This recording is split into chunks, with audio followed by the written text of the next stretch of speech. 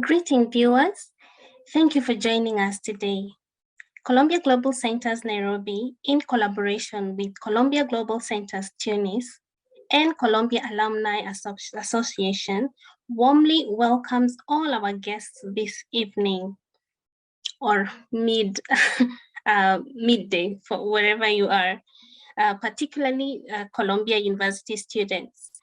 In this forum, Columbia University students, particularly those from Africa, will get to hear from members of the alumni to learn of their experiences outside college, how they have been able to establish their careers, and all the other interesting activities they are involved with. Columbia Global Centers Nairobi and Columbia Global Centers Tunis is part of 9 regional hubs positioned around the world by Columbia University. The centers serve as platforms for dialogue and the exchange of knowledge in research, education, as well as public programming. We are truly privileged to be in a position to support the students in activities such as the one we are having here today. We have a dynamic panel today consisting of members of Columbia University alumni. And in the interest of time, I will highlight a few interesting facts about them, but we will be posting their extended bios, very rich bios actually, on the chat section. First, we have Lamia Bazir, who is a young Moroccan social entrepreneur, public policy advisor, and advocate for women and youth.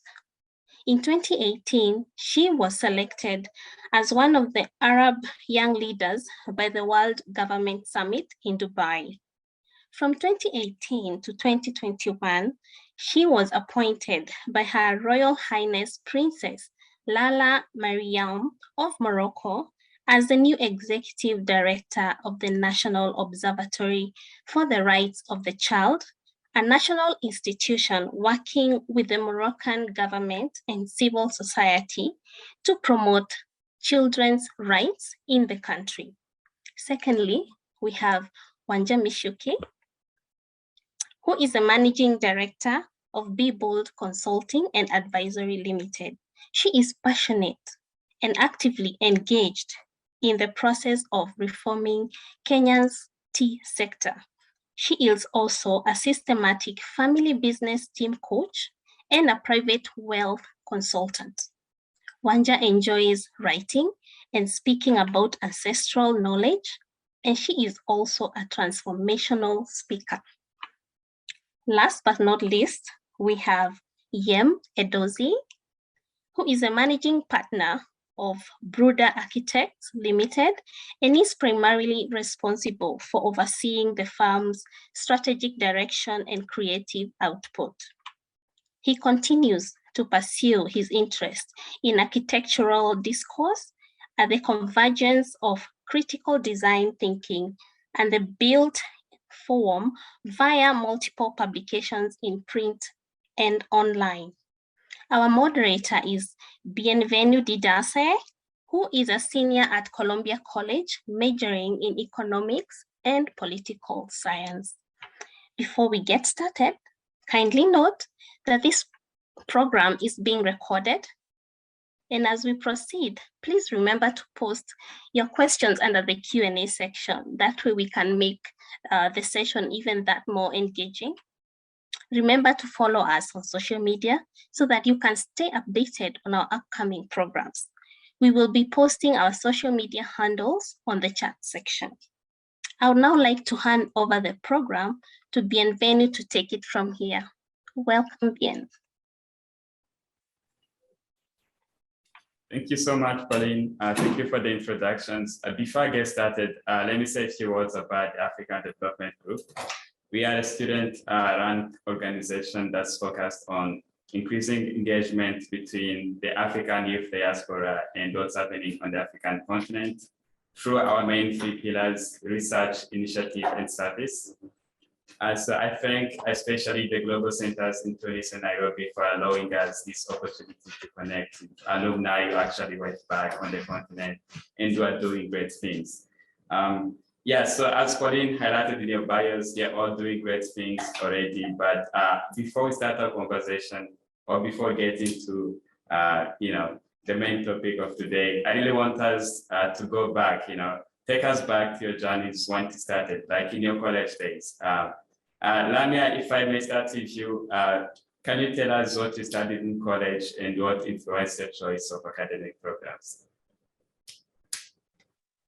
Thank you very much for your question, and thank you for all the parties who organized this panel.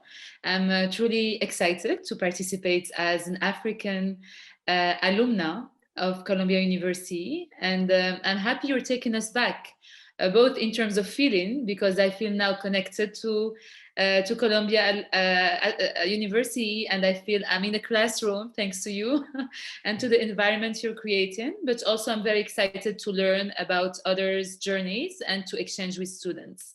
So if I go back in time, when I first started my graduate studies, I wanted to be, my undergrad, sorry, I wanted to be a diplomat. So I first did my bachelor's in Morocco in an American system, but Moroccan university. So I chose international relations, political science, and it was a perfect environment for me because I was still grounded in Morocco, but I could be up into the international environment through the American system and through English speaking classes. And I remember I was very active. So I participated in many conferences. I was member of many clubs. We organized many events. We were able to travel and really develop our skills in terms of foreign policy, international cooperation, diplomacy, and so on. But it was basically one event that made me shift completely my professional plans. Because the university I was in, called Al Akhwan University, was located in the Middle Atlas Mountains. So it was basically a huge modern campus, but located in the mountains and surrounded by many villages. So one of our professors back then, a professor in a class called Political Science and Women, so he suggested if there were any volunteers who wanted to go to a village to apply the participatory methods with the local population in order to identify their needs, help them also better optimize their resources. So I went to that village, and that completely changed my life and my career plans, as I said. And it was not because it was a very poor village, and we could see that there were a lot of issues linked to marginalization, isolation, cold climates because it's the mountains, it's snowing, lack of opportunities, and many issues. But it's not the poverty that really attracted my attention. It was the wealth of the people, and especially the wealth of the women. I was really, really inspired and completely, I would say, changing, because when I saw the women who were having many issues, but still had a lot of power, and they had a lot of vision, ambition, and a lot of role and impact they were doing already as economic actors and social actors within their communities. So that exercise actually was supposed to finish in the afternoon, but it gave birth to now a decade-long friendship with the rural women of that village. So that's how I started an initiative called Empowering Women in the Atlas that aims to initiate projects that benefit the community, but that are run by women of the village. So that's how I started thinking about human development as a career, international development as a career, rather than being a diplomat. So after that, I went to Paris. I did my master's there in international development. I got a beautiful opportunity to intern at the Embassy of the Arab League during the Arab Spring, which was a very interesting time, but it also once again nourished my willingness to go back to my country and to go back to our continent, because I felt that's where the change is happening. That's where human lives are really requiring some change, and that's where, as part of that continent, we can have a positive added value. So after that, I went to Columbia University. I did a second master's at SIPA. It was a wonderful year. I got a wonderful opportunity to be at the ECOSOC Council, Economic and Social Council of the United Nations in parallel to my studies. And thanks to one teacher, one professor at Columbia University who took us as volunteers first, I was very active there. I went to Niger, also back to the continent for 2 weeks as part of Columbia final thesis, because we worked with Transparency International as Columbia graduate students and we gave recommendations. But I was really wanting to go back and to apply everything I learned and everything I saw in New York and everything I was in touch with while I was a graduate student. And that's how I started looking for opportunities to go back home. And that's something that will come up later in the discussion, I guess. Yeah. Thank you so much for sharing a wonderful story. Wanja, how about you? How did it start and when did you choose to go back to Africa? So first of all, thank you everybody for this wonderful opportunity. It's great to be connecting with Columbia students, especially at this time, thinking about careers. I wish when I was younger, I had this kind of an engagement. So this is a really great initiative that you've started here. So I did my undergrad at Bryn Mawr College, and I studied economics and political science. I majored in econ, minored in poli-sci. And my choice was based on several things. I grew up in a political family. So my father, for most of my life growing up, was a politician, a member of parliament. And we spent a lot of time in the constituency, either during campaign time and even in between. You know, we spent an inordinate amount of time up country. And going around with my parents during campaign, and even when we would go over the weekends, I got exposed to development at the grassroots level, like really being exposed to what the issues were up country, outside of Nairobi. And it just intrigued me completely. So that, I feel like it was in my blood, like my passion and love for development and sort of thinking about how to change, positively impact the lives of people living in rural areas, in the villages. You know, the lives that we were exposed to were completely different to the lives that we were dealing with in Nairobi. We would go out campaigning, and we used to go with my mother, who was like a serious campaigner, door to door. So going into people's homes and just being exposed to no electricity while the kids our age were doing their homework. Just, you know, the level of poverty in the sense of not having certain amenities, water, you know, having to go fetch water from the river, these realities, the state of the roads being very muddy and what have you.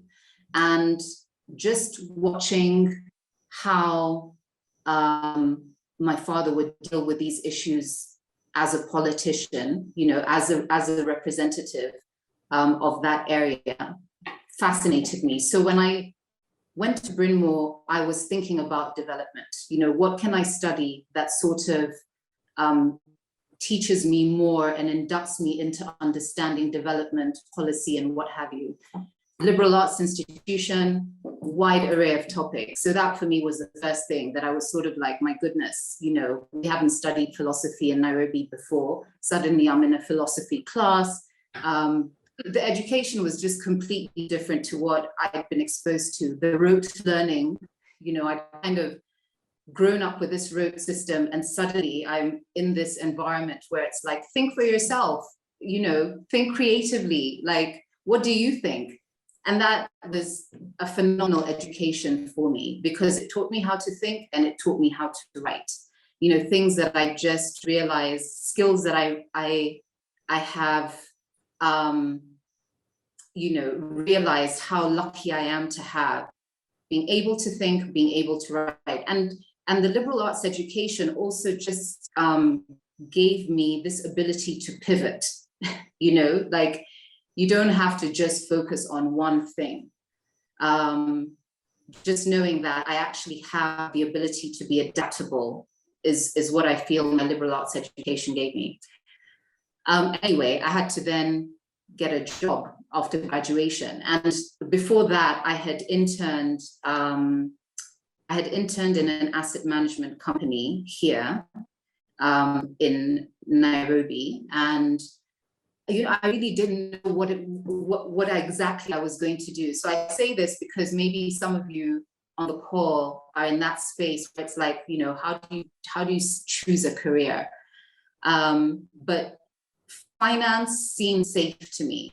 And my father was a banker before he went into politics. So this is what I kind of knew. You know, these were the careers that I knew. I was exposed to management consulting as an option as well in college, but finance kind of seemed like the way that I would go. So I graduated, spent some time working in brokerage with Oppenheimer, but it was really like an internship. I wasn't going to stay in that role. And I came back to Kenya and joined Barclays. I went into banking. And there was a lot going on at the time, privatizations in that particular unit that I joined. But I felt like I just didn't have financial skills. And what was available in terms of the training at Barclays was very bread and butter banking. So I discovered the CFA and I started studying that. CFA took me into the world of investment management, portfolio management, giving me really sharp skills, you know, financial analysis skills. And because what I was learning was kind of like the Kenyan market wasn't really ready for it. I was like, okay, I'm going to do my MBA. I'll go to Columbia, which is where I really wanted to be. I wanted to come back to the States and come back to New York, you know. And I recall after graduating from Bryn Mawr, walking through the Columbia gates and knowing that I was coming back here. I was like, I'm coming back to this institution, and I did. So I did my MBA, and I was thinking I'm going into investment management, investment banking. I spent my summer at Merrill, and I realized I didn't want to do that. And for me, it came back to the development thing. I was like, who am I making a difference for here? You know, like, I don't know the shareholders. I don't know, I cannot feel my impact. And so while I was at business school, I thought, what could I do now that I know that I don't want to go into banking, but I'm here and I've got another year to go. And I started writing a business plan I was thinking, what can I do to impact development while I'm in New York? If I started a company, what would that look like? At first I was like, Kenyan Coffee Company, okay, great. And a friend of mine and I we took a spring break to write business plans. Like, let's stay behind, you know, everybody else was traveling. And so we meet and start at Starbucks to write our business plans. And I was like, yeah, Kenyan Coffee. So we're sitting there doing business plans. And I'm like, actually, Kenyan Coffee is here already. It's already done.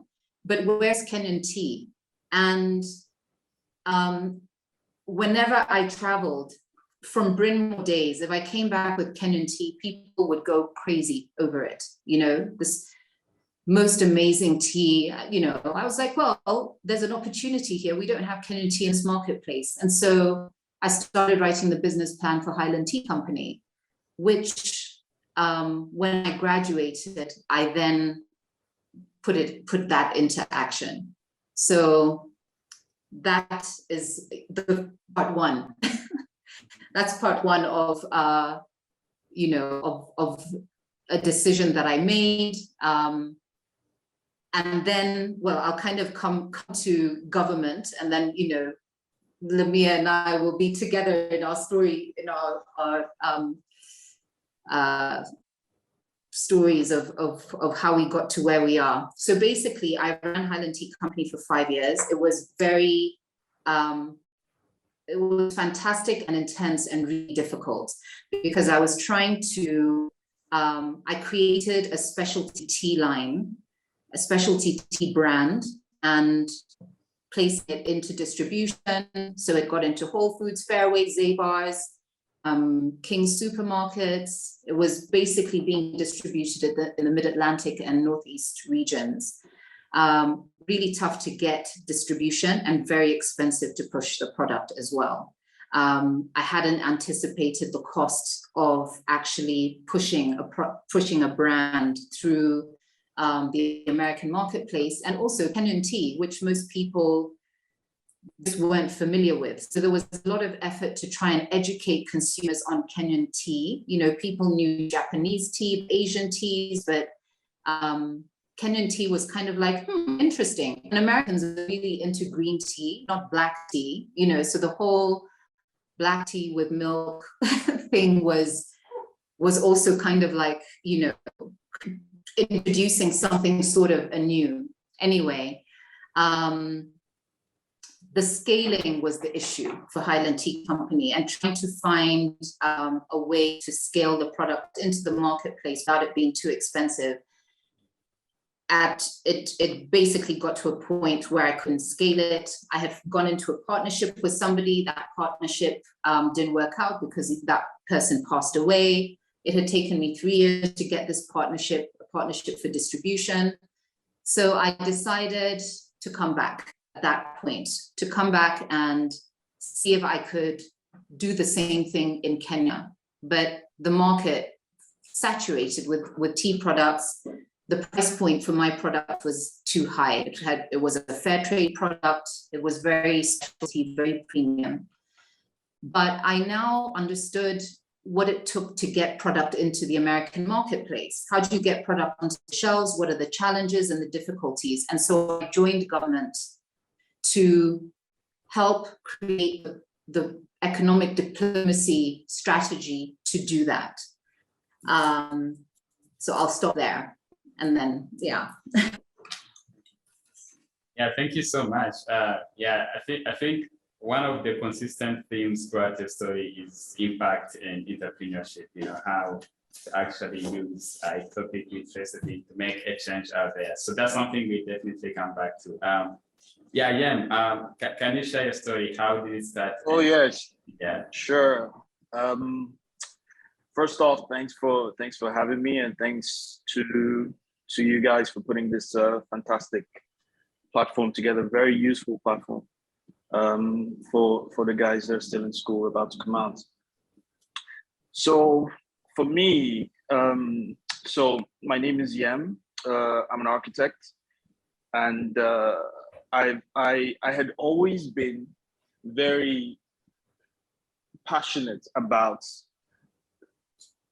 the thresholds, any kinds of thresholds that I came across. I had a natural flair for the arts, and I was also quite technical from a science perspective. So in terms of my career decision making, I tried to find the right fit that would allow me to flex both muscles on both sides of my mind, and hence architecture.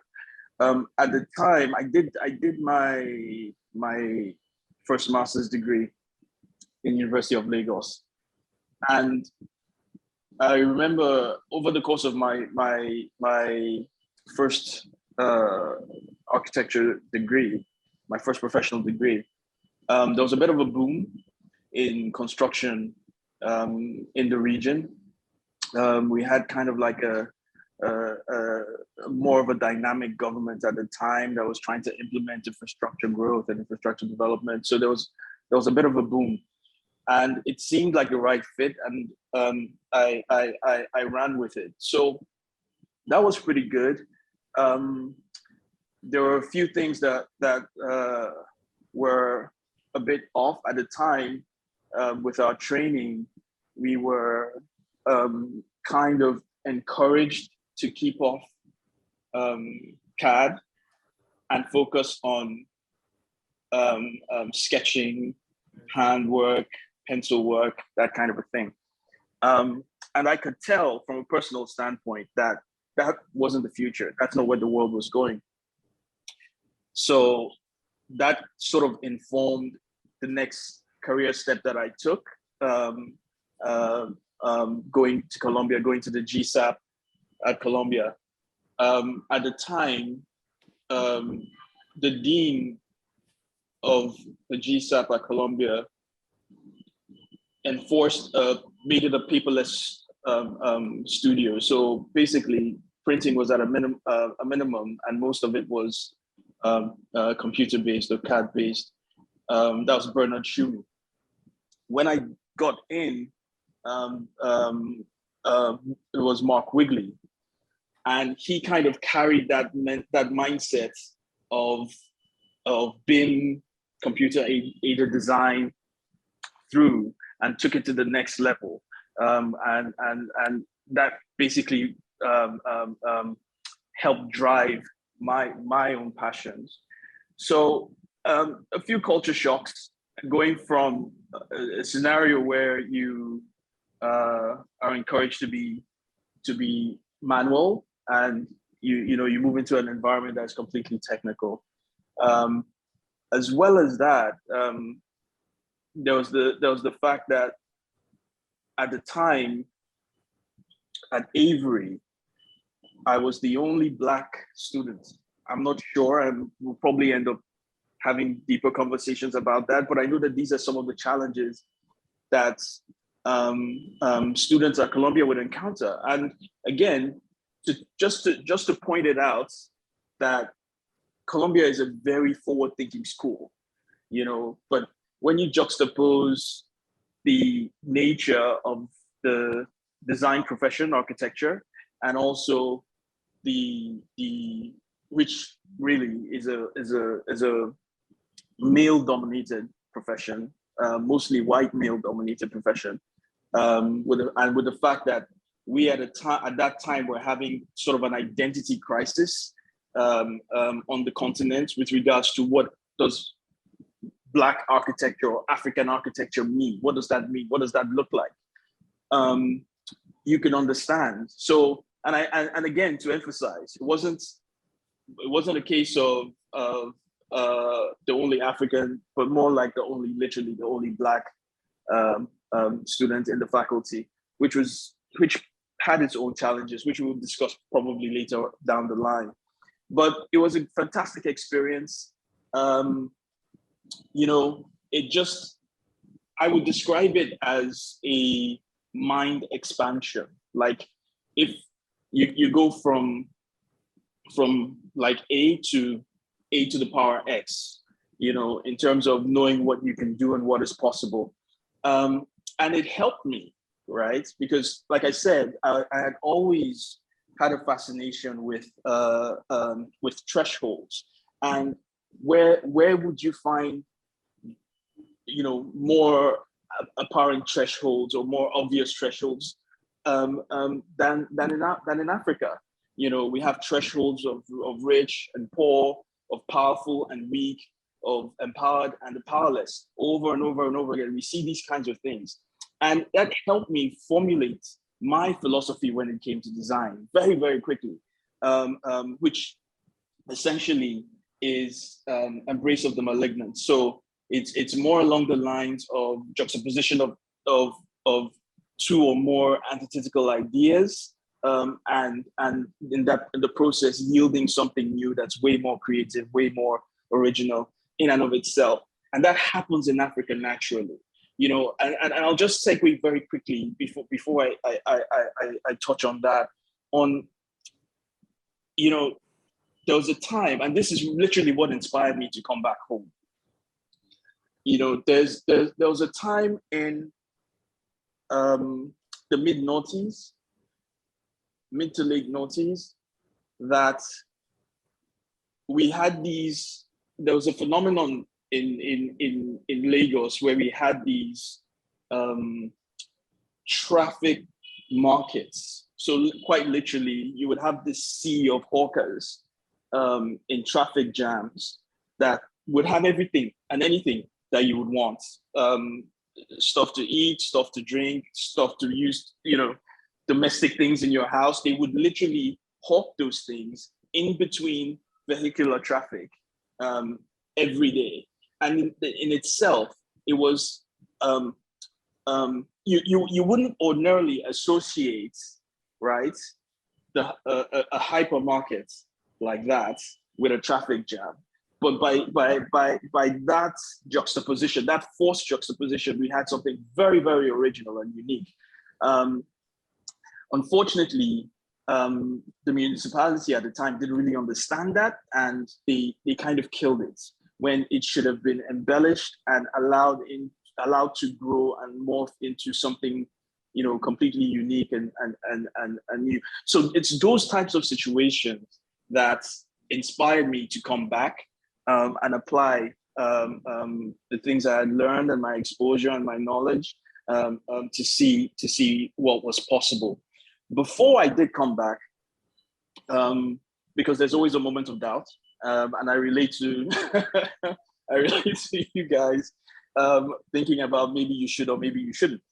My hand was kind of forced because I was aggressively recruited by a multinational at the time, Sahara Group, and they literally,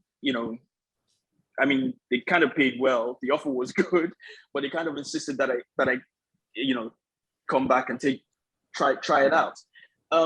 Again, just to point out that with the skill set and experience and the training and the exposure that you have from Colombia, there are very few places you can slot into in terms of like paid employment, especially on the continent, right? So you have two choices. You can either try to create your own path, develop your own niche, so to speak, or you could try and see who can, essentially afford what you can do. So I tried that, and it was great in the beginning. I was there for about a year, really all the perks one could think of. And I'm sure the other panelists can relate. It doesn't, sometimes you just don't feel, it doesn't feel right. You feel like there's more. And so I became very uncomfortable. Being uncomfortable, I put in some entries in some design competitions. There was a design competition at the time for an investment, like a business park in Abuja called the Shatsi Park. So we put our entry in, we won the competition, flew into Abuja, did the presentation, great presentation. We won, high fives everywhere. And you're like, yes, this is how it's done. This is how you're gonna make it happen. And with life, especially when you understand the way things happen on the continent, you realize that, things don't always unfold in exactly the way you think they will. So the project stalled, it didn't get built, but we did get paid our honorarium, and it yielded the idea, or planted the seed of the idea that there was definitely a lot more that could be done design-wise in that direction, and essentially that was the beginning. That was the beginning. That's where we lifted off from. Yeah, thanks a lot. You actually talked about something very interesting. You talked about culture shocks. You talked about moments of doubt. They want to go back. They want to stay here for a while. I talked about some identity crisis, like being the only African in the room, the only Black student in the room. So I'm wondering, like when you guys were going through all of that, like where did you find your support systems? Was it like within your community at university? Was it back home? Yeah, like what made you transition smoothly from like what you were studying in college to your early careers? Who's to go? Can I go, or is it open? Yeah, it's open. Okay. let me go real quick and I'll yield the mic. Just two quick stories about that. And this is a testament to the quality of character that gets admitted into a school like Columbia or into Columbia. I think it was in the summer, at the tail end of the summer. A couple of guys came to the studio. They were past students of Columbia. I don't remember what year, but they were, of course, they happened to be Black students, and they were literally looking out for someone that was going through something that they had gone through. And they sat with me. They'd never met me before. Sat with me, and they said, "Listen, if you have any issues, this is my number, give me a call.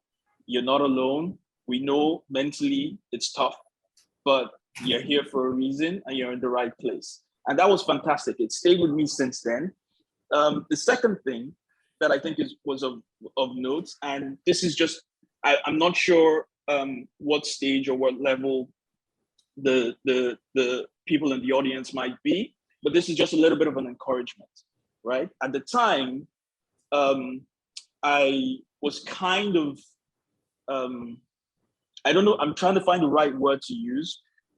I wouldn't say, kind of accosted, kind of questioned. I was questioned by a few of the students because they doubted my pedigree at the time. And a semester later, those same students were coming around for tutorials. You know, they were literally coming to sit around and say, can you put us through? And that, I believe, is innate in everyone, particularly people on the continent. I think if you can overcome the doubts, you just apply yourself, then literally it's possible for you to dig deep and find the resources that you need to push through. So that's just my take on that. I agree with you. And if I can react to that, I think it's all about self-confidence. And I really believe in a saying that says that luck is when opportunity meets preparation. So I believe whenever we work on ourselves and we develop an inner faith in our vision, in our projects, then we become unbeatable. So whatever doubt comes, whatever questioning comes, whatever feeling of being lonely comes, whatever limitations comes, we don't look at them because we're so driven by something that is more powerful than everything else. So I have also an example that actually came when I was at Columbia University. So as I told you, when I was in Morocco in parallel to my studies, I connected to the women in that village. So we started thinking together about what can we change in the village, how can we do it? And I am still convinced that investing in women as leaders and change makers can make communities improve their conditions of life because they have a scope that is wider than their own self-interest. They know the problematics from different perspectives, and they have this resilience that can make them actually support and lead developmental projects. So I had that vision and I was convinced of it. So it was my second week at Columbia University. So I was freshly come in. I didn't know New York so much. And we received an email from a professor who's at SIPA, who actually told us who would like to go for a visit at the UN headquarters. So of course I said, okay, I responded and I went as a volunteer. So we visited the UN, and by coincidence, we ended up in an assembly meeting that was about the elaboration of the Sustainable Development Goals and about the role of women in that global agenda. So I sat there, and there were, of course, executives, representatives from I think the executive director of UN Women, representative of states, NGOs, and they were speaking about the role of women in development. And I was an observer. We were just guests in that room. But I had something inside of me about what I saw on the ground in that village that made me raise my hand and say, I would like to give my opinion. So I gave my opinion. And right after that, someone came and they said, we would like you to be a representative of our network at the United Nations Economic and Social Council. So that was a fantastic opportunity because I got my badge at the UN. I could attend all the meetings, all the sessions, and so on. The reason I'm sharing this is two reasons. First of all, it's to show that when you understand something, when you are convinced of something, and you know that you can bring an added value to it, whatever the scope, whatever the field, be it architecture, economy, business, politics, human development, you are so passionate that it gives you a strength to speak up and also to bring something that is interesting to others to hear. The second thing that I would like to highlight, and I would join both of you in it, is that when you are at Columbia University, of course, it's a diploma that will open doors for you, but it's also an environment that gives you a fantastic opportunity to have access to leaders, to have access to unique opportunities in life, to have access to organizations, to have access to networks. So when you have doors opening, you have to go there, and you have really to build your network and to speak up and create opportunities for yourself, make friends, get access to information. And that's how I got actually my first job after graduation. So I don't know if Bienvenue, this is the part where we are talking about how we came back to the continent and worked, but if it is the case, and I can talk about it now, if Wanja wants to speak about the earlier question, I will let her speak first and then I can talk about it. I don't know how you will lead the conversation, Bienvenue. Yeah, just quickly, I agree with everything you both said, and I found coming into business school, it was a very diverse group of people, and I dived right into that. I was part of the diversity of it all. Like, I just loved meeting all the different people who were in my cluster and other clusters. You know, we studied together, we socialized together. I mean, these are people that I still am in touch with. You know, we really bonded, and that was instrumental to me getting through it. I didn't actually feel lonely in it, because I was also very excited to be there and to be in New York and all of these opportunities that were available to us, you know. And business school gave me the confidence to speak in any environment. Just the class settings, being called on in class, having to be prepared. You know, I remember initially I was kind of like, you know, I'd have this trepidation because we'd have our name cards and it would be like, you know, you'll get called on whenever and however. But that sort of just amped up my ability to speak in any environment, for one thing, and that confidence carried me through very far. And then preparing for our interviews, for our internships, you know, preparing for these banking interviews, that was another level of confidence building I felt, because I remember also initially thinking about it and being so nervous about, you know, how am I going to get through these interviews? And, you know, by the end of interview one, you know, you're just kind of like in the flow, and it's going from bank to bank to bank to bank and doing all these interviews, being asked all these very, you know, intense questions, but just rising up to the occasion. So when I graduated, I could pretty much speak to anybody. You know, I wasn't shy. I was no longer shy. I was very confident. And then when I started my business, there was a competition, a global social ventures competition. So I entered my business into that. I worked with some of the students who are now still at business school on that. We were awarded third place prize. You know, Highland Tea was featured in the New York Times, 30 Under 30 Food and Wine magazine, like all these accolades, used to get lots of press. I got to make a presentation to the UN the ECOSOC Assembly.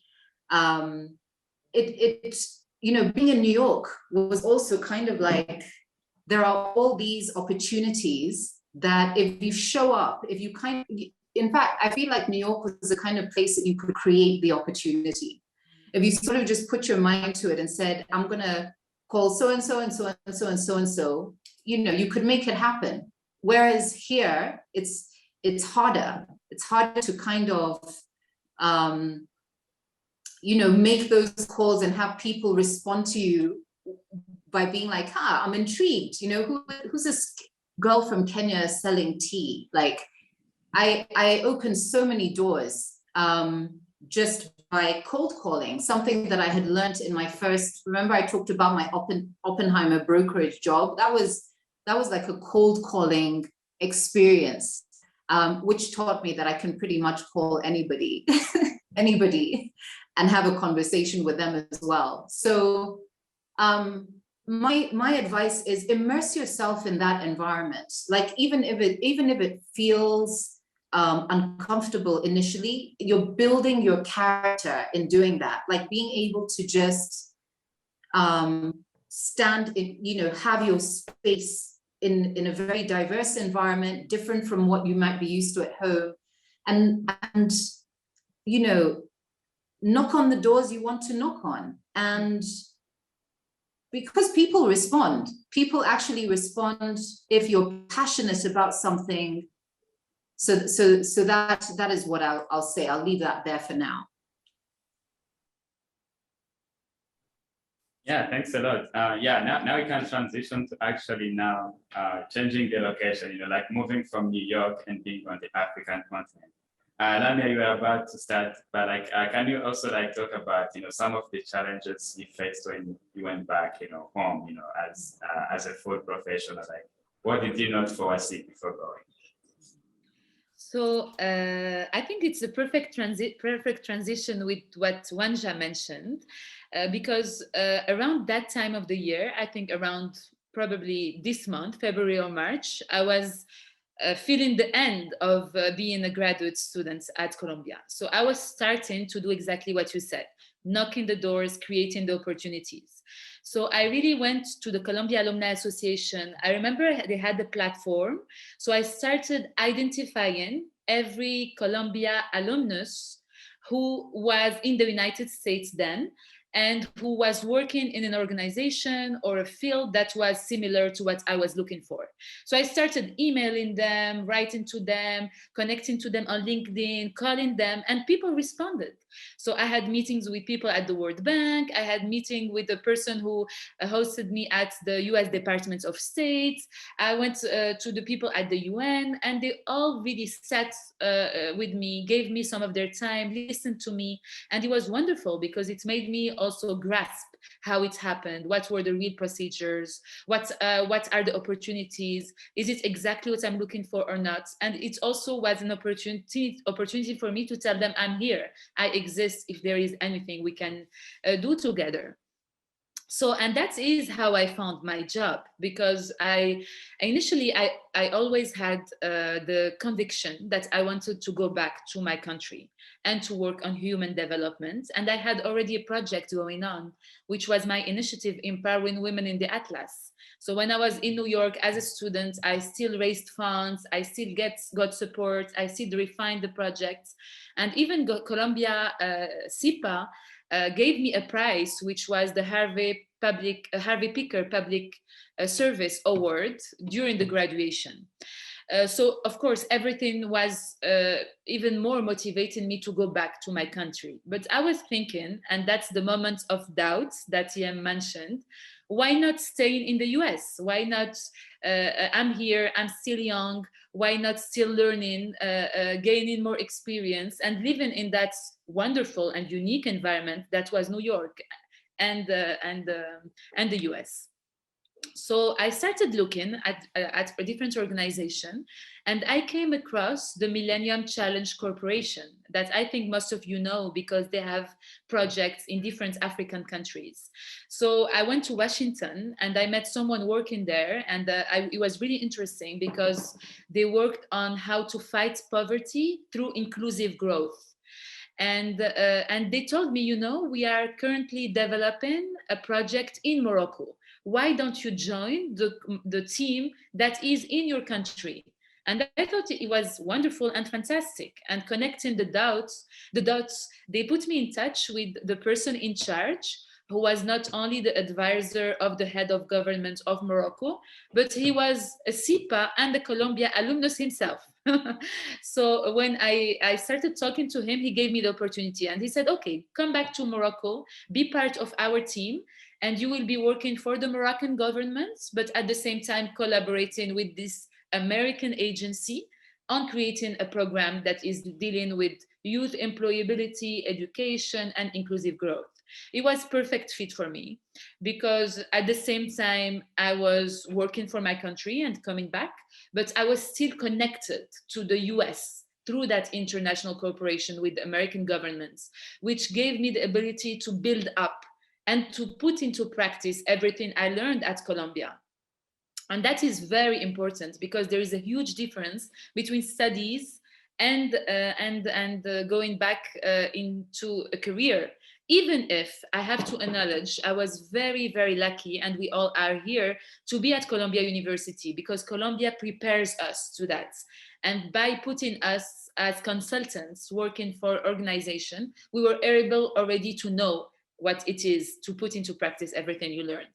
So being there, it was great. I worked there for 3 years. I got even more tools, more knowledge from the Americans. It was a perfect transition for me because, as you said, it's not easy. We are all motivated. We have this passion. We want to have a transformative, positive impact. But there are also ongoing dynamics that we need to understand. Otherwise, we will be falling from dream to a harsh reality. There are a value system, there are ways of doing things, there are resistances, there are stakes, and everything is not easy. So it's very important to understand the local culture, the local stakes, the local risks in order to be able to be at ease and to be comfortable in your mission. So that's why, for me, the perfect scenario is either you stay in the US or in whatever, in New York or wherever you are, but you work on projects that are linked to the continents. So what you bring to your organization is your knowledge of your country, your love also for the people of your country, and your care for them and for their interests. But at the same time, you are, as a transition, protected by this kind of a place where your tools, your energy, your leadership will be appreciated and will not be looked at with fear. Or the second scenario for the transition is to go to your country, but work in an international organization, a bilateral organization, a joint venture for a transition, in order to be able to have your foot on the ground and to be able to be understood and to be able also to understand the ecosystem. So, however, I need to say that I have been very lucky as a Moroccan and as an African, because when I came back and in parallel to my official job, I was launching initiatives in the village. So I launched an initiative that enabled youth, young children, actually, they were from 13 to 17, boys and girls who never left the Atlas Mountains, to get a passport and to go to Norway. So we had this exchange program with Norwegian schools for the little children to go out of their comfort zone, to boost their ambition, to see school differently. And they also had a training in solar energy that they applied in their village. I launched a program for 100 women in different villages in the Atlas Mountains who had ideas or who had some kind of productive know-how. So we supported them to go back to university, even if they were illiterate for most of them. So they had training in entrepreneurship, in communication, in management, in accountability. We equipped them and we gave them coaches to support them actually in developing their income generating projects. And the last project that I started when I was a student as a dream with the women was actually to build in the village a sustainable solar powered multi-service center that will have a public bathhouse, because the people in the villages did not have water plumbing. It was very cold, so they needed a place. And we have in the culture of Morocco, Tunisia, and other countries in our continent, the hammam culture, which is a public bathhouse for people to be able to have access to hygiene and cleaning, an artifact a workshop and carpet making workshop for the women, and an educational space and an administrative office. So this center, our dream was to make it a model that will enable the locals to access services. And the center is now built. So we built it, it's equipped, it's managed by the local women for the usage of more than 1,500 people. So these initiatives that I was doing as a citizen, as a dreamer, as a woman who was passionate about concretizing everything she saw and learned in the UN, at Columbia, and so on, gave me not only a power and a confidence, but also a kind of bringing a new dynamic in the national landscape, and say, okay, we are a new generation, we can do things, we go fast, we can look scary with everything we saw in the US, but we're making it, we're doing it, we're having an impact. So maybe this change is not only something that needs to happen, but something that can happen in a positive way. So I got awards, I got recognitions. So I'm saying, why am I sharing this? I'm sharing this because I want everyone who has this dreams to know that even if it's difficult or scary, or even if there is resistance, even if there are traditional ways of doing things and pace that tell you you need to go slow, you can go fast. And you can make it when you believe in yourself, when you have the tools, and when you do things that benefit others. So that's a little bit how I came back. Yeah, that was very inspiring.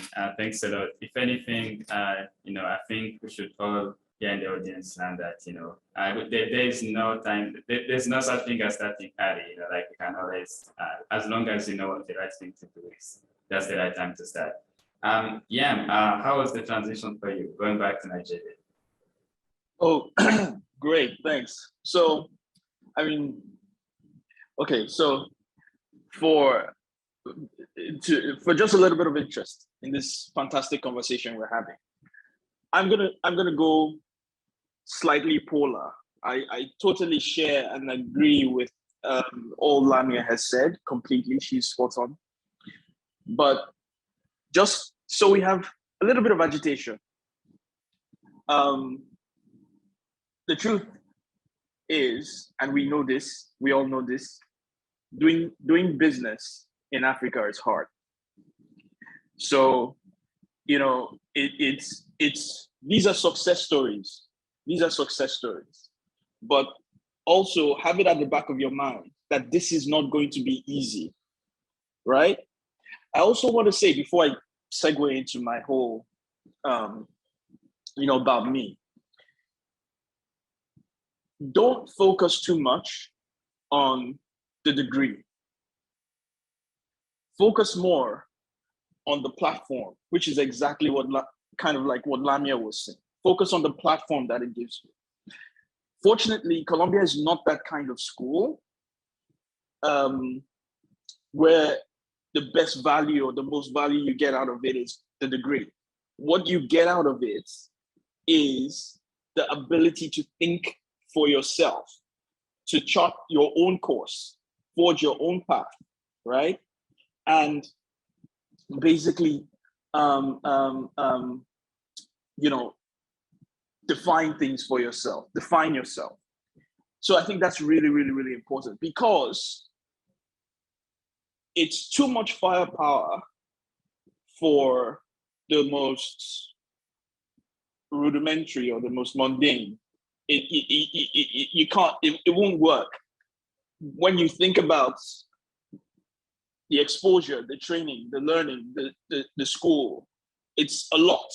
And most of the time you have to be able to utilize all of that, you almost literally have to formulate that environment for yourself, especially on the continent, because no one's going to give that to you. It's really, really important. And I just wanted to mention, for me, coming back, like I mentioned, there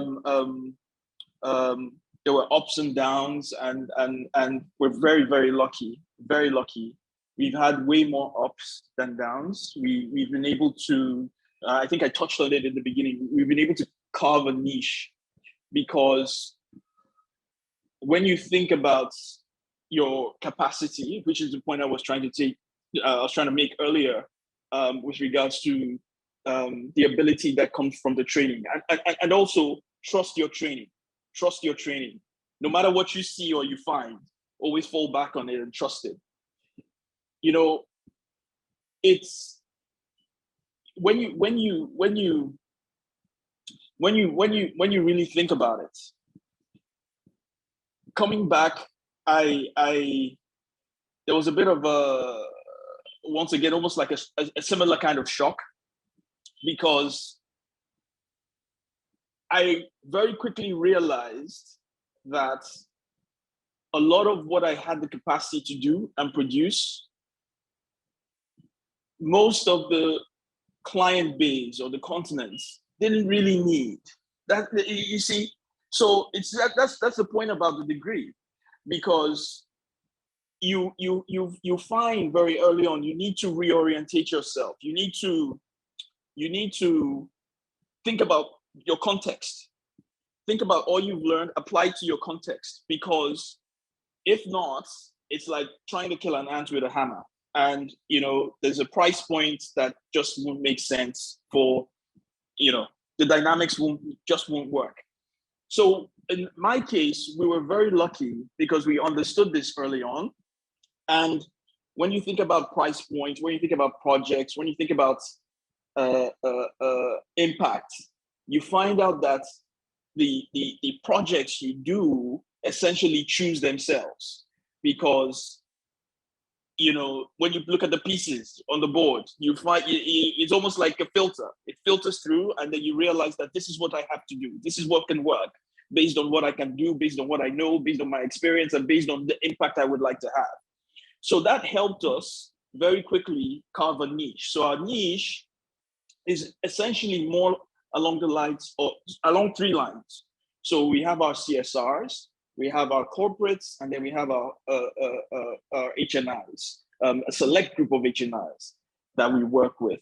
We've been fortunate to do projects for ENI in Nigeria, for Shell, for GE, you know, and they, you know, it's changing, and I'll touch on that in a moment. It's our markets domestically are becoming more and more sophisticated in terms of the palette and understanding what is available, and understanding the value and what that means in the African context. So again, I know that that's a little bit of another conversation, but it's changing, and the market itself is adapting, because the world that we live in is changing every day.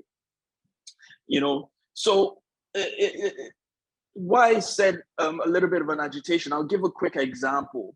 There was a project we did where we essentially were able to crack,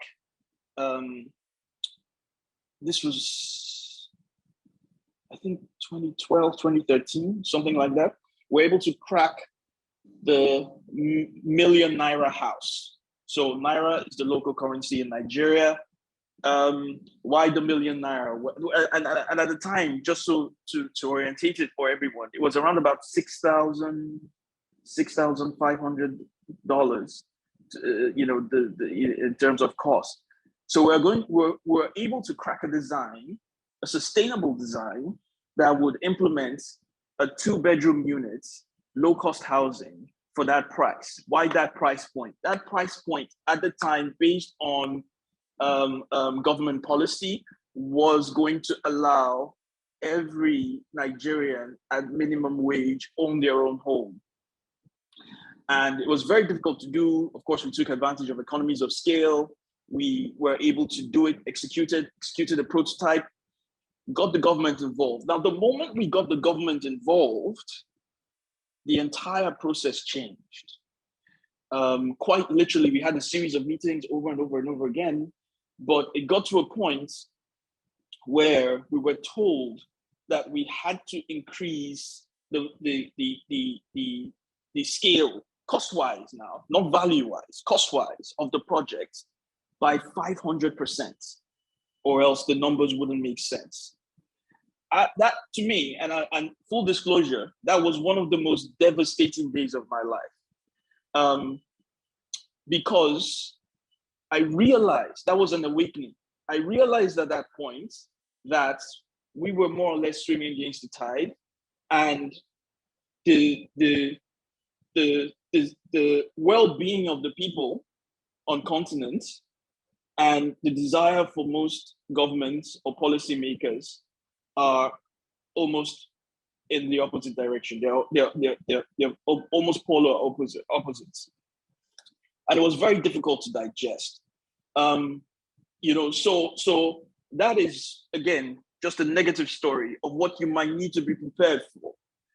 When you're on continent, these are the challenges that you will have to overcome and power through and push through. But the opportunities are there. I'll just so I end this this tiny bit on a positive note. At the tail end of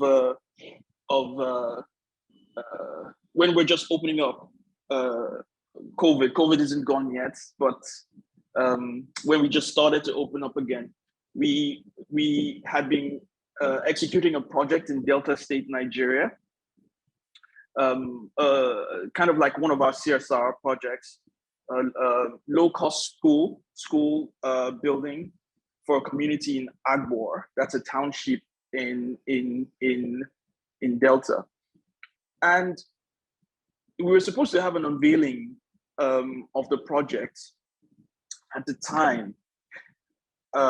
Again, this was like at the tail end. Literally, there's still not too many vehicles on the road. Like, people were still indoors. We're kind of like at the tail end of the lockdown, just starting to open up.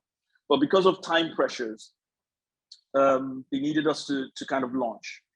So we were there. This is not a fancy, it's not, not a high-end project or anything. This is just something for the kids. And it was mind-blowing, right? These are kids that have been on lockdown for months, haven't been to school, haven't been around, and they literally got up, got out, got fully dressed in their uniforms and did a kind of parade thing for us, because they appreciated what the effort that we did and what we did for them in their school. And it was quite an epiphany, because and I think it's very important to situate it in terms of the time being at the end of the lockdown and the general downcast nature that people were in, to see such an uplifting thing and the joy that brought to these kids seeing their school. And it made me realize, in fact, it was so well received that it made me realize immediately that, the priority had always been for ROI. So if you're underemployment, you're thinking about, what value am I giving to my employer? If you're a business person, an entrepreneur, you're thinking about what is my ROI? If you're an investor, you're thinking ROI. But the world we are in now is more impact-based. So for you guys coming out I would advise or suggest that think about projects or think about ventures that allow you to have an overlap of not just your ROI, but also your impact.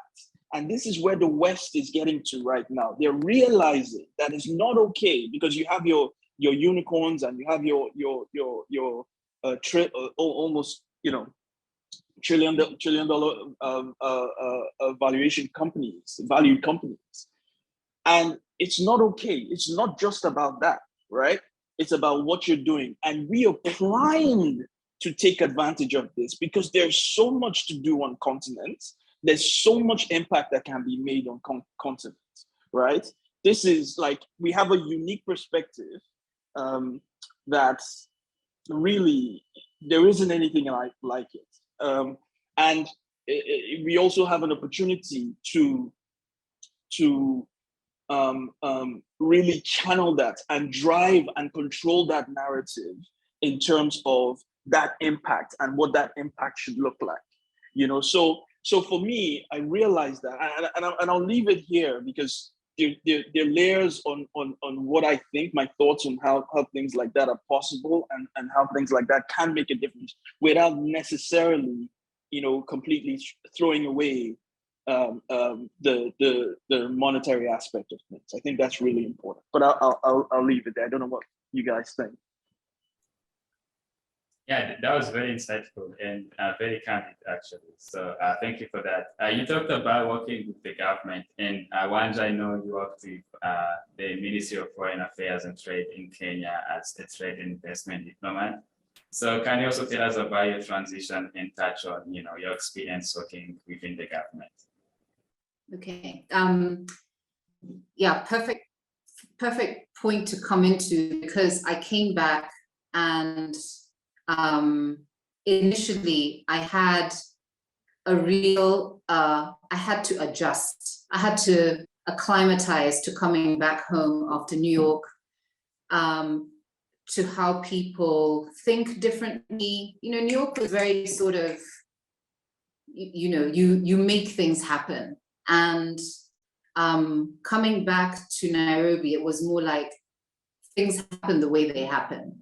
So you have to kind of find your footing. Like I found it was more like me finding my footing and moving at the pace, at the heartbeat of Nairobi. It wasn't like I was going to, basically make things move the way that I wanted to. And that was an adjustment for me, right? So when I joined government, and it took me a bit of time before I arrived back, I think 3-4 months, but they were long months. They were 3-4 long months. And I needed to find the opportunity that resonated with me, especially given, what it was that I had been trying to do with Highland Tea Company. Create a value-added product that was going to have a social impact for tea farmers and contribute, be sort of like a development project that also has a return.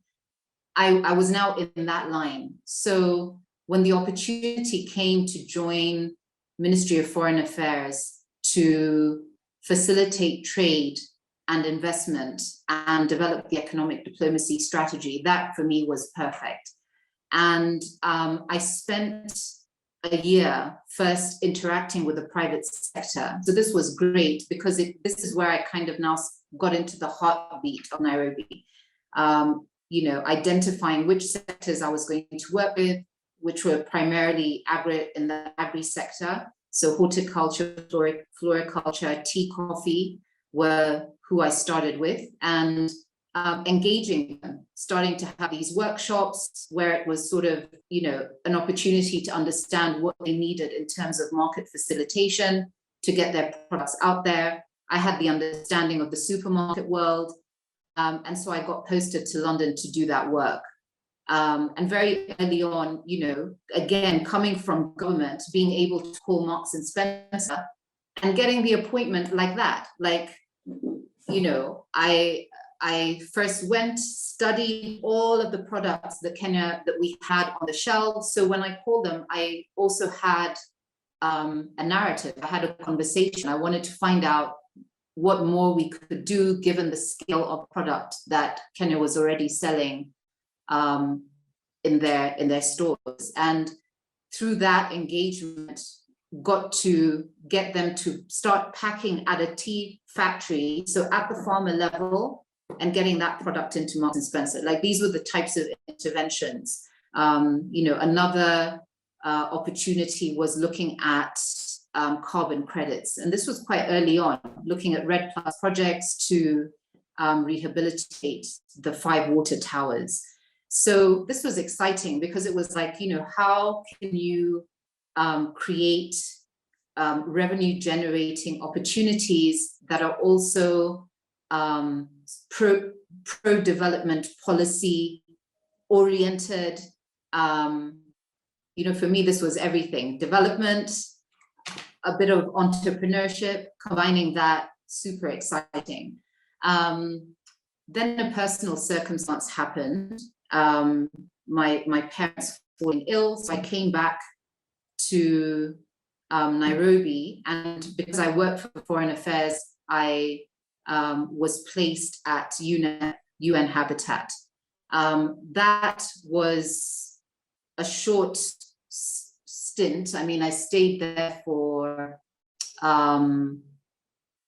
maybe about a year, but I got to negotiate. Like, what I learned in that space was negotiation, and I wanted that. I had wanted that. Like, how do you negotiate at a multilateral level? You know, so my experience at this point was, again, you know, a departure from having gone to business school to get into investment banking. But I had acclimatized. I was kind of like back in this space, back in Kenya, engaged in policy, engaged at the multilateral level. That I wanted that. I also wanted that experience very much. So I thought that I was going to go back into trade, but I didn't. And at that juncture, I left government. This was a point now where I was like, so what am I going to do? You know, I've gone from private sector to public sector. How do I then get back into the private sector? Because, Yem, I agree with you. You know, government is intense. It's just another world. And at that point, I was like, I'm done. You know? So it was like, what am I going to do? Let me set up a company and I'll start consulting. You know, I was like, at least I'll have you know, a vehicle with which I can consult. But I was like, okay, I want development consulting. But at this point, I had basically established myself within myself as someone who's not going to do anything that I don't really have a passion for. So you could have all these development opportunities, but, you know, nothing that I was finding that exciting. And I had a bit of a dilemma. So I started coaching. I got a coach to help me figure out how am I transitioning out of where I was. And because coaching was so phenomenal to me, I couldn't believe what it did for me. I basically found myself doing a consultancy for a bank and helping them set up their private wealth platform. And I did it. And I was like, okay, so I haven't lost my finance mojo. You know, I can actually do this. I'm back in the private sector doing this. So I was intrigued by coaching. I was like, I can't believe that this has done this for me. So I want to learn this. So I trained as a coach. And I was like, I want to coach people because this is phenomenally transformational it was to me. And then getting back into finance, I was like, there is something in this private banking space. At the same time, we started going through estate issues in my family. This is very typical it's typical globally, but I think it is becoming more and more of a reality on the African continent too. At least in Kenya, we see it. And I didn't really used to pay attention to the newspapers, where only once our estate got into a situation did I realize in the newspapers every other week, another family is in court over the succession issues. I now started understanding more about succession dynamics because I was in it, being in this situation with my parents' estates. And I saw how, well, my finance helps me understand this, but there's the other side of it, which is the interpersonal dynamics of succession, wealth transfer, estate planning. And my coaching, because from executive coaching, then I did systemic coaching, systemic team coaching. And I was like, I can completely see how this applies to the family setting. Like you're basically trying to create a team with family members who, inside of a business setting. So I started applying myself to that. And I realized that, well, the development work that I had thought to Be Bold, the company that I set up, Be Bold Consulting and Advisory, was for, I wasn't that excited about. I wasn't going to be hopping around doing a consulting project here and another there. And, I wanted to sort of focus on something. I decided to then focus it on family business. So first family business, coaching around the interpersonal dynamics, and then bringing in the consulting and advisory to help sort of put more structure to the structural development aspects of family business. This is the space that I'm in now. Again, coming back to people need it, and yet people don't, getting people to realize that, look, if you don't sort of sort out your succession planning, you'll end up in court. People end up in court, then they look for the help. Yeah. So it's at a juncture, it's a work in progress, because we're trying to get people to understand that you need to address this before a succession event. And we're also trying to get people to understand that this is something of value to pay for. I think another thing is getting people to pay for services. I find it takes time. It takes time to get people to pay for consulting services. It takes people time to pay for this kind of thing. And that's where the work is as well, educating people on the value of preparing for succession. And I think for other services, even with consultancy, I see it the same way. So yeah, that's my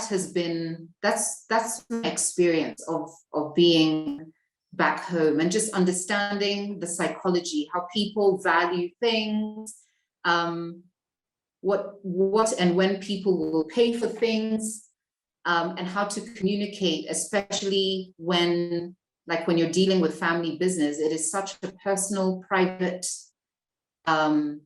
space, yet it is so important. It's like trying to get people to normalize the conversation. It's like, this is something that globally, it's a reality, but just getting people to understand, going beyond culture, getting, you're trying to get the first generation to talk about anticipating death. We don't talk about death, but it's worth it, because the amount of wastage that takes place once an estate gets into the litigation process. It's unnecessary, it's avoidable.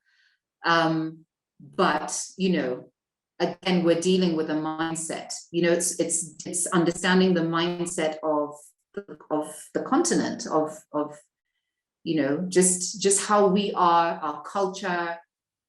So it's exciting and it's challenging at the same time. Yeah. Yeah, thank you so much, Ranja, for actually telling us, you know, the story behind the book as well. Yeah, going back to Lamia, since you're going to leave us in a few minutes, I'm going to just throw like a couple of questions at you, and you know, feel free to answer however you'd like. But yeah, on the other side of, you know, like development and entrepreneurship, you're in social entrepreneurship, you're in public policy advocacy. So can you tell us a little bit about, you know, like some of the challenges you faced while advocating for the rights of women and youth on the continent? And, you know, yeah, and there is one quote I like actually, so that I saw on your website says, to be a leader is to be a dealer of hope. So if you can also share one of your proudest accomplishment as a social entrepreneur, that would be very inspiring.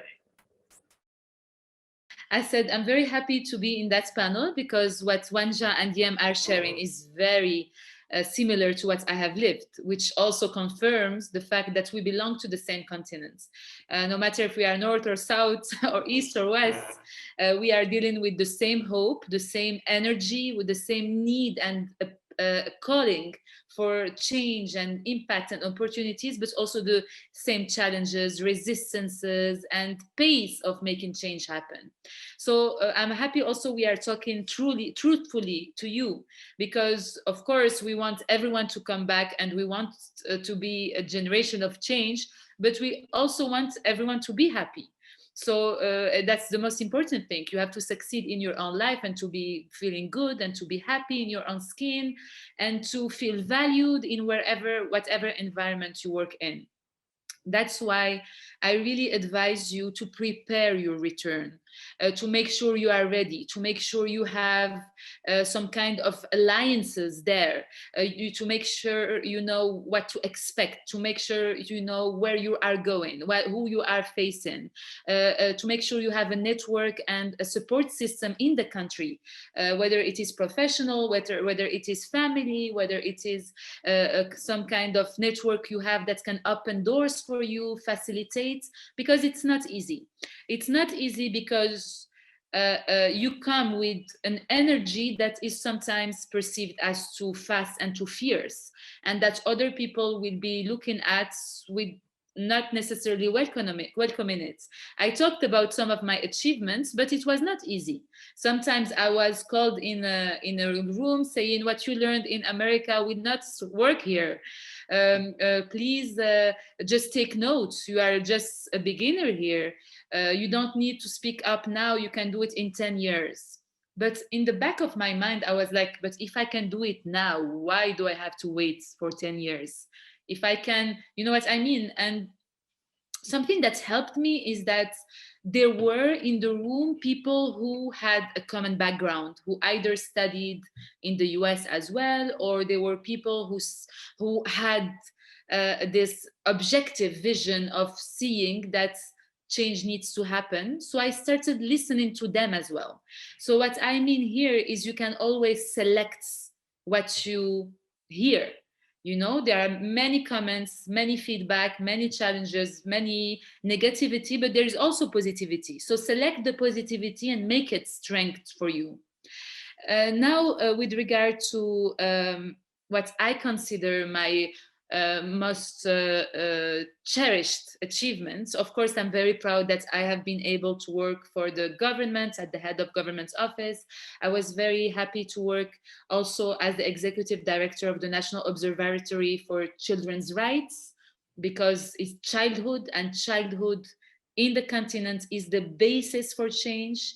These children, their health, their mindset, their mentality, their values is what will make us have leaders, economic actors, entrepreneurs who would be either positively going with us or not. So that's why we need to start the investment at the basis rather than correcting it later on when they are young or when they are women or they are, facing challenges. So I was very proud and happy. But there are two things I learned. The first thing is we cannot change it all. Okay, we cannot change the continent all. We cannot make the change happen everywhere. But whatever we intervene in, whatever the pace, let's make sure we excel in it, and let's make sure we bring something new. Because it will be easier at some point for us to conform and for us just to do what is expected. And sometimes it's open doors for success, because you don't disturb anyone, you fit in, you serve, and so on. But is it you? Are you authentic to yourself? Is it where you bring the most value?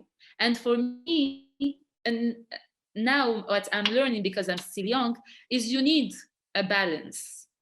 You need to balance between the two. You need to conform at some points, to make sure that other people don't fear you, to make sure that other stakes are taken into account in your equation, to make sure that other people win with you. And at the same time, don't diminish yourself or, completely extinguish your dreams. For me, my most beautiful achievement is the construction of the multi-service center for that community in the Middle Atlas Mountains. And that was not my job. My job was official, as I told you, but being able to say it and to say it with these women, because when we started, I was a student. I did not have resources, I did not have connections. And I said, let's do something, the women and I. And we said, let's build that multi-service center that will be solar powered, that will have so many services, health, public bathhouse, economic, cultural. And people in the locals laughed at the women. They say, this Lamia is a dreamer and you're going with her. And even me, some people told me, no, don't do this. You're wasting your time, focus on your career. So now that it happened and that it is there, standing, beautiful, big, and that it will serve generations, for me, it makes me feel that I did something real. And even if we cannot change the continents, if we cannot change the governments, if we cannot change the public policies, if we, each one of us in his or her own sector, can have one, at least, I wish more, but at least one project where they transformed lives, where they had an impact, it is enough. Because we are human beings, we are limited. If we make some small change and if we make sure that it has a positive value, that should satisfy us. We're not superheroes. We have our own needs to handle. We have an environment that is not always conducive to positivity. So if we make small changes, it's fine. And for me, it's a way to say, okay, you all doubted, but look, me as an individual, what I did. Imagine you entrust a whole generation with that.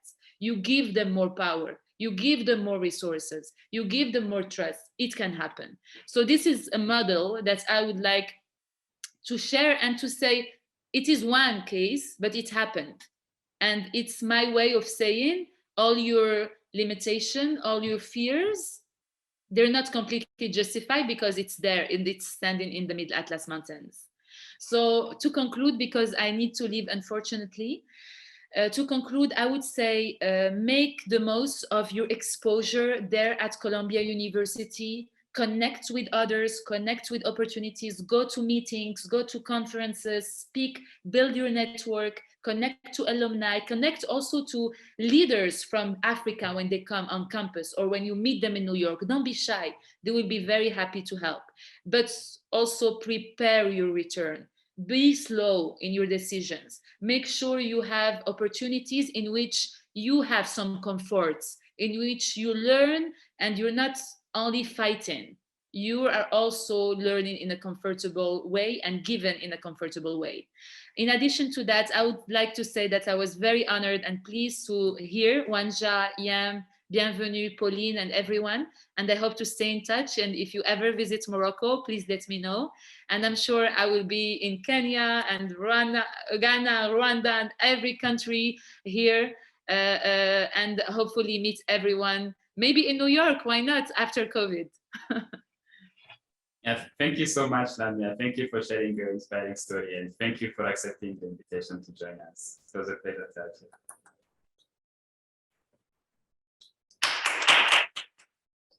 Yeah, and I'm trying to be mindful of time. So to just some of the final questions. Can you tell us a little bit about Broader Partners, and for students who are interested in architecture and design, what kind of opportunities are there for them on the African continent? Yeah, sure. Okay, so very quickly, I saw a question popped up. Someone was asking what the requirements are for the Gsap at Columbia. I know that it is basically a post-professional degree. It depends on what you're studying. I mean, there are different programs, but I did the advanced architectural design, which is a post-professional degree. So you need some kind of architectural degree first before you can go. So I'm not sure if the person that asked the question is in the States or back home, but if you can look into that, that would definitely help your cause. So in terms of opportunities and what I think is coming next, my advice is, and I choose my words very carefully. Tech, right? Doesn't matter what you're doing, doesn't matter what industry you're in. You must think about how to implement technology in it, because technology will allow you scale. And we live in a world, again, the world is changing. Our world is changing like every day. But where we're heading, the way I see it, is because impact is becoming more of a commodity, almost a tradable commodity. You have to be able to impact as many people as you can, as quickly as you can. And technology allows that and makes that possible. So that's my advice. I know you did people in different schools, different backgrounds, but try to keep your finger on the pulse of technology in that regard. I would definitely, overall, all things considered, say come home. And the reason is because we are primed uniquely to leapfrog a lot of the challenges that ordinarily have been placed in front of us or forecasted in front of us as a continent, because of advancements in tech. So I'll give a quick example. With the school project that I was talking about that we did, I realized very quickly that we had a unique opportunity to propagate more projects like that. And the immediate question was, okay, great, we're making an impact. How do we fund this impact? All right, that's always the question. We want to do this good on the continent. How do we fund it? How do we make it happen? And with the advent of blockchain and NFTs and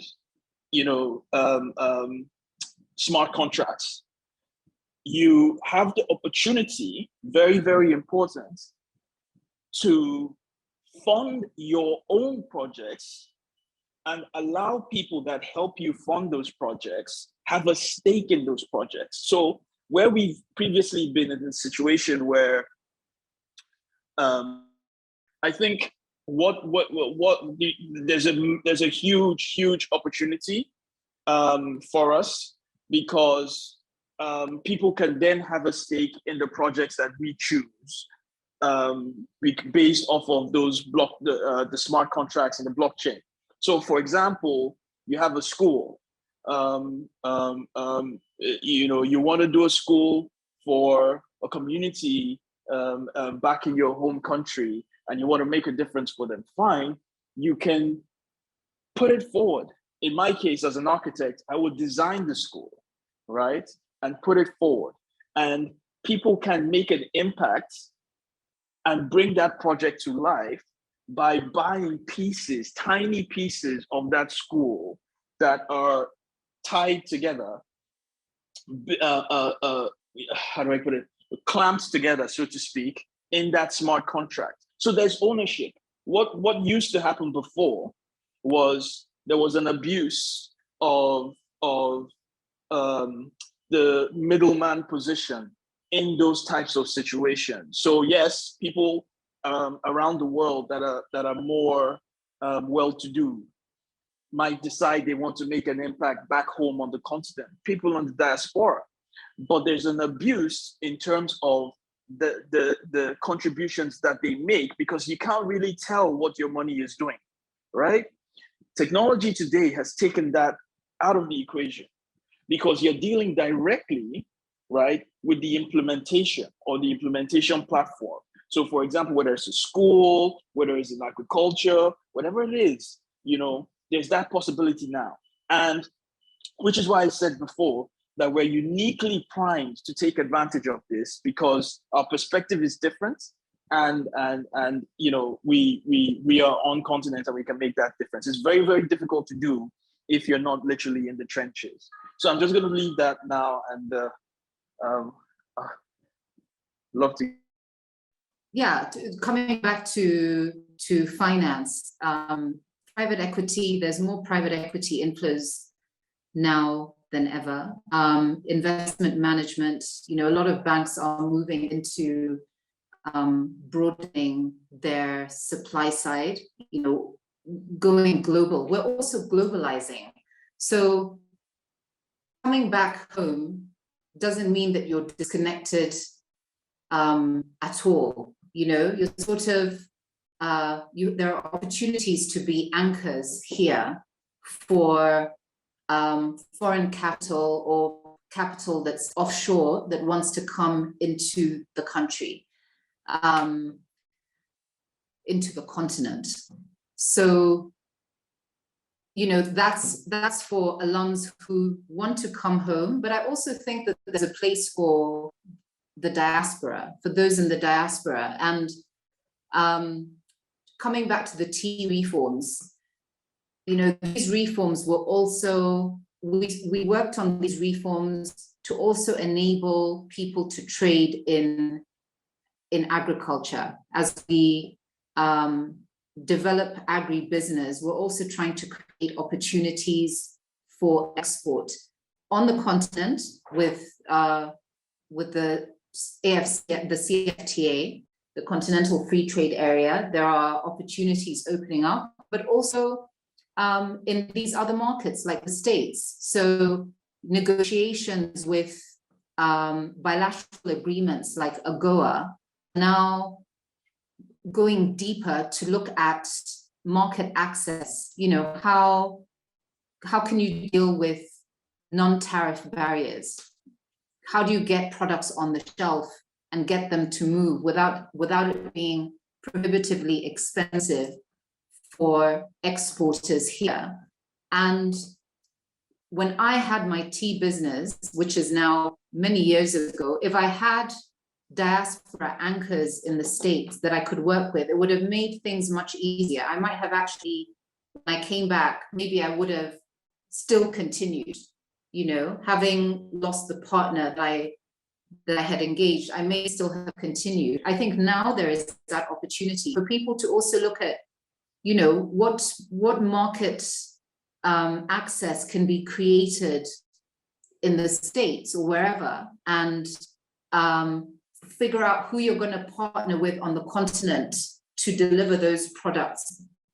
That's one thing. The second thing is Columbia Global Centers. Like I have found, I'm so thrilled to have connected with Columbia Global Centers.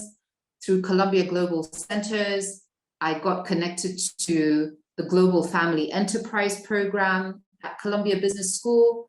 I didn't know that the Global Family Enterprise Program was running until last year when we did a webinar. And that, because of what I'm doing with family business, has been phenomenal. I mean, it's such a resource. So I would also say for students who are thinking about coming back to the continent, connect with the global centers, because the centers are a space that will also open up networks for you.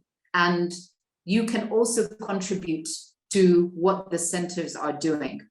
So yeah, that would be my advice. And I agree with what Lamia and Liam was saying, just engage the networks that you have, find out what people are doing, how they're doing things, take the time to figure out where you will fit in. I really like the advice, be authentic, be true to yourself, because you do have a phenomenal education. Like, I think the exposure, the learning and the exposure being at Columbia is something that will just keep paying itself forward for you.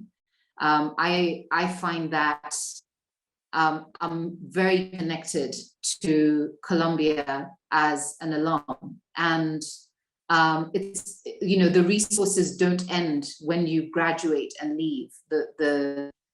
How the school can support you doesn't stop there. So bear that in mind as well. Yeah. Yeah, thank you so much. In the interest of time, I'm going to take one question from the live audience from one of our peers. Hi, thank you so much for coming to speak to us. I think I speak for a lot of us by saying that we really appreciated this, and it's been really, really helpful. My question is about the transition, a bit more about the transition, because I think for a lot of us, what keeps us here is the monetary aspect, especially as students who have just finished or about to finish their bachelor's degree. We would get a lot more money staying here, especially some of us are in finance and whatever, rather than going back to the continents. And I think long term, when you've already started off here, that's what keeps you here. And so I just wanted to ask, kind of making that transition and giving up that economic value or economic incentive. How do you do that? And was it easy?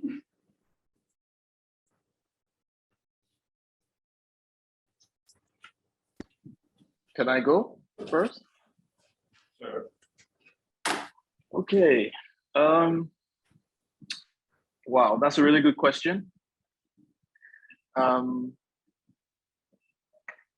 I muted? Okay. That's a really good question.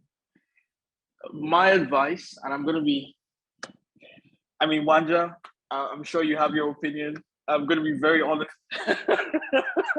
Very, very honest.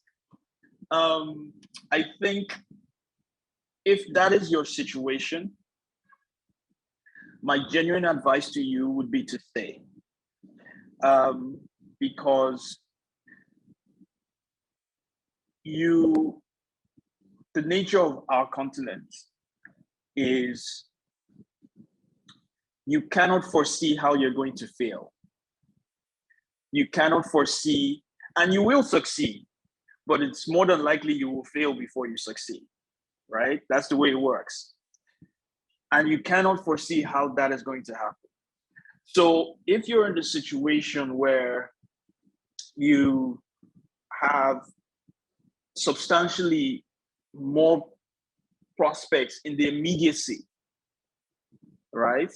And you are just done maybe with your first degree, for example, depending on your course, I would say take advantage of what you can initially, and bide your time and plan more carefully and articulately how you want to make your transition back home. It's not a race. There's no rush. You will still have the opportunity to make the impact you want to make. But why I say this is, and I'm sure most would agree, you cannot cause change or bring forth change without the necessary resources to do so. So with your expertise, with your training, with your knowledge, with your experiences, you're no good to anyone if you are burdened or saddled with the day-to-day challenges of, your most basic needs. You're no good to anyone. You need to be able to really make the kind of impact that I'm sure you can. You need to sort of have a war chest. So how do you get that? That is either by having a very, very fortunate or lucky opportunity back home, which you can take advantage of, or you stay back a little bit and take advantage of what you can, knowing fully well that you really want to make a difference. You're going to come back and you're going to make a difference. There's no point. I don't know if I've made sense, but you're too valuable to the continent to be stuck in the trenches or in the doldrums, and that is the danger. So unless there's more clarity in terms of what you have in front of you, and an ideal opportunity, I would say bide your time a little bit before you come back. That's just my advice.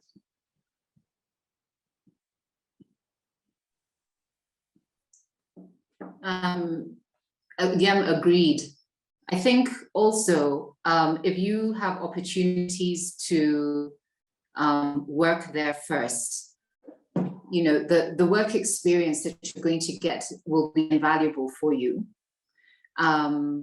For one, just working in that environment, succeeding in that environment, and it gives you time to also keep in touch with the continent to see what's happening and where you could fit in. Like, in terms of having a long-term plan, you create more options for yourself, I think.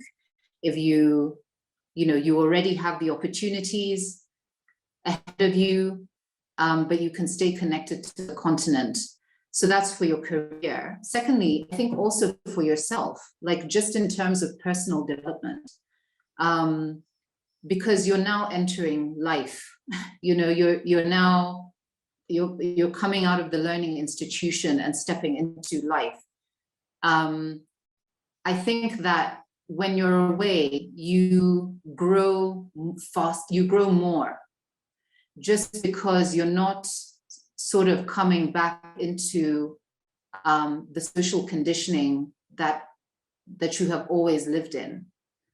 It's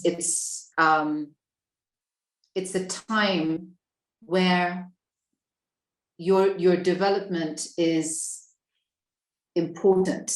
Your character development, your ability to survive in these spaces where there may not be very many people that look like you, many people that have your background and your history, but you get to survive in that environment. That's also really important, because then you are shaping yourself as well. So I would say, yeah, and financially, in terms of remuneration, what you just spoke about, you then also establish yourself, your lifestyle. But you'll also be able to keep tabs on what is happening on the continent and know where you can come in.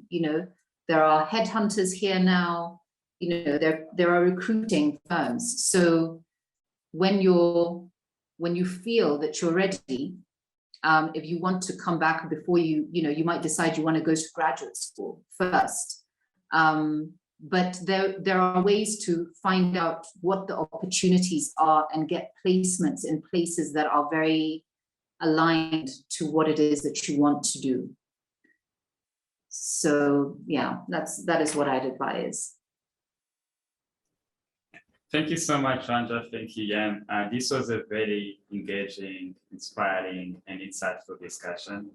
We were reminded to focus on the platform, to connect with people, to actually, create value out there, like to aspire to create value out there, and most important of all, to actually prepare our transition back home.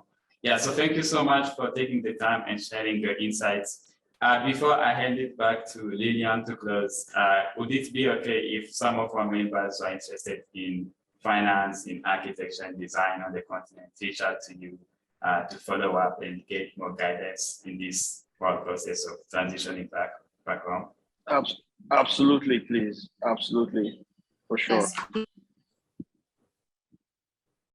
Yeah, thank you so much. Lilian, back to you.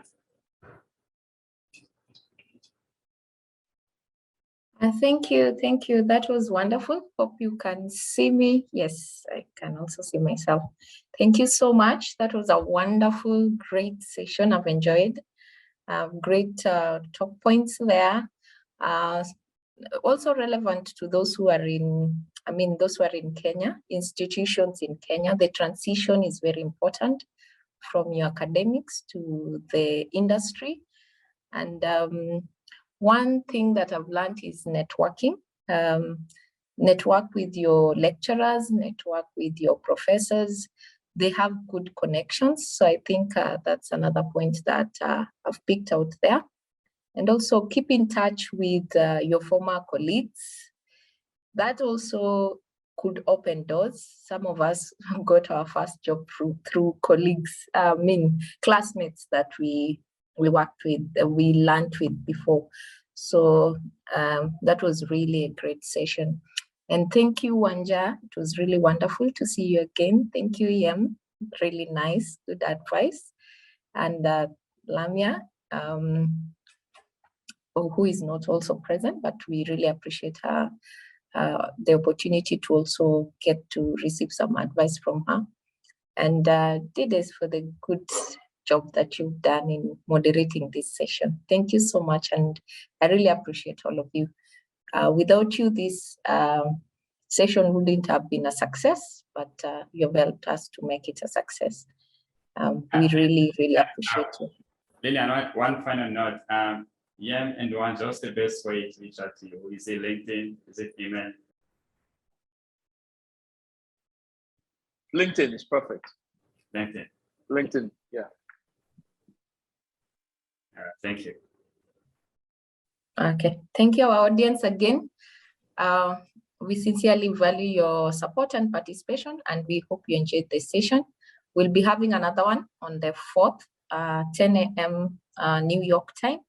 I would be glad to see you again. So you can still follow us on Facebook and LinkedIn and Twitter. Sandra has posted them on our chat box. Please follow us, and you'll see a lot of upcoming events, things that we have in the pipeline. And reach out to our center.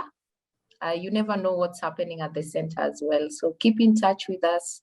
We'll be happy to support you in any way. When you come, when you want to transit, talk to Pauline, talk to us. We'll be there for you. That's why we are here. Thank you so much, and enjoy your, here it's night. Enjoy your day. Okay, thank you so much. Bye. Thank you. Good to meet you all. Good to meet you. Bye. Bye-bye.